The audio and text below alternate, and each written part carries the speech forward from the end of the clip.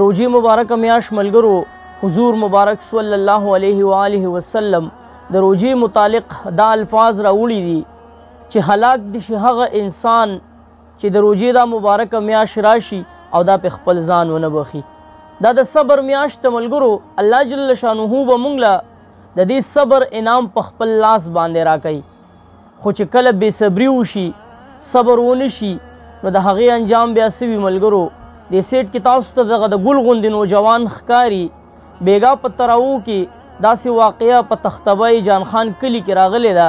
چیرې دغه زمونږ چې کوم نوجوان رور دی کوم چې اوس په دې دنیا کې نشته نو هغه به په تراو دوران کې ماشومانو چرته شور کوو ده ورته ویلي چیرې دا شور مه کوئ. په دې باندې تکرار شوی دی ملګرو.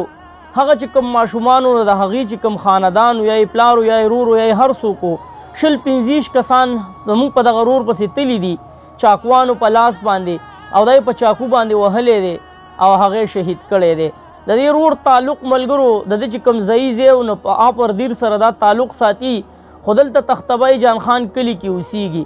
دې رور به په تیمرګره په کالج کې سبق ویو ملګرو راغلی و په چوټۍ باندې په څه سوچ باندې به راغلی و، په دې سوچ باندې به راغلی و چې زه د خیره سره دا اختر به د خپل مور د خپل پلار په خوا کې تیر کم. والد صاحب یې هم وفات شوی دی ملګرو، 2 رونه دي.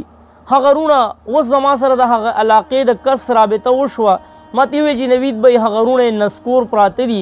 ځکه ملګرو دغه د غر غوندې نوجوان دا د چا بچی د چا رور وي نو د هغه د زړه نه وتلل دا ډېر زیات ګران کار دی.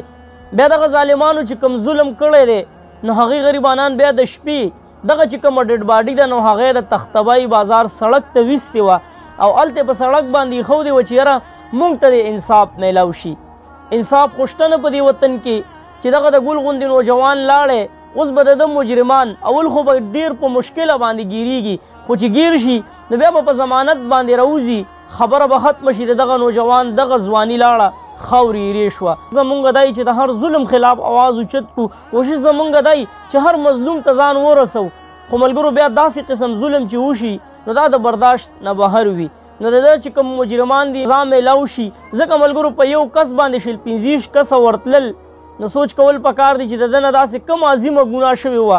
دا ګناه ده چیرې یو ماشوم ته وویله چې بچې شور مه کوه تراویح دي جومات دی، دا خو ګناه نه ده، دا خو د یو ماشوم ته صحیح لار ښودل دي. پکار دی چې دغه خاندان خلکو دې رور له شاباسۍ ورکړی وی چې شابس یو پتا دي چیرې تا زمونږ دې بچي ته زمونږ دې رور ته سمه لار وښوده، چیرې شور مه کوئ ورانۍ مه کوئ. خو څه ملګرو صبر نه کېدل. نو چې صبر ونه شي نو د هغې انجام هم دقه وي. د دغې نوجوان ژوند خو لاړی، خو دغه چې کوم مجرمان دي نو آیا دوی به اوس په سکون باندې خپل ژوند تیر کړي؟ سوال نه پیدا کېږي چې دوی په سکون باندې خپل ژوند تیر کړي. ځکه چې یو طرف ته دغه د ګل غوندې نوجوان کم ټایم کې چې دا په چاقو وهو نو هغه ټایم به ورته هم یادېږي، ځکه چې مسلمانان دي څه کافر خو نه دي. په زړه کې به خامخا راځي چې یاره مونږ هغه کم ټایم کې دغه کس ووهو نو هغه ټایم څومره د تکلیف و. اوس به په کوم ځای کې خپل کور پاتې کلی علاقه پاتې اختر لاړه په غم باندې شو، چېرته په غر کې به ناست وي، چېرته په داسې ځای کې به ناست وي چیرې نون پې د مغرور پرېوتو. نو ملګرو داسې قسم واقعونو ځان وساتئ، صبر کوئ، د صبر میاشته کوشش کوئ چې یاره بل له هم د صبر تلقین ورکوئ، یوازې ځان له نه بل له هم د صبر تلقین ورکوئ چې یاره صبر کوئ. که چېرې تاسو صبر نه کوئ نو داسې ډېرې واقعې په دې روژه کې مخې ته راغلې چې هغه د برداشت نه بهر وي، هغه د کتلو نه بهر وي. ویډیو لازمي مخکې شیر کړئ چې دغه مظلوم دغه آواز مخکې لاړ شي. دغه مسافر و دلته راغلی او خپل کلی علاقې پرېښودې او زموږ تختبۍ ته راغلی او په کډه باندې نو کم از کم د ده دپاره آواز اوچتول ډېر ضروري دي. چېرته مې الله مخاد آباد او خوشحاله ساته. اخر کې یو آواز پاکستان زنده باد، مسلمان زنده باد، تل دې وي آباد دې وي زموږ وطن پاکستان دې وي او مسلمان دې وي. الله پامان.